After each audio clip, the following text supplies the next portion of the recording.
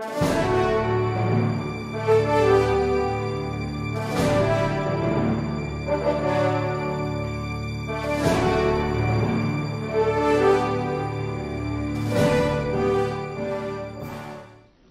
mo, 8 yan.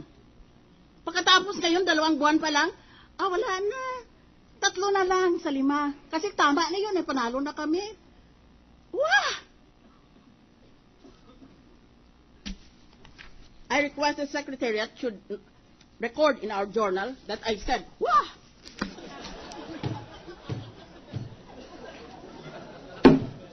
Silence. Silence, please, silence.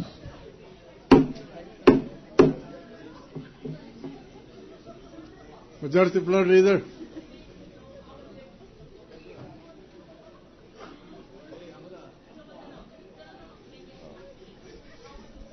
Thank you, Mr. President. Senator Osmeña is asking what is the spelling of wa? That's an expression. And you expect me to be part of a court that just says nothing about it? You are engaging, gentlemen,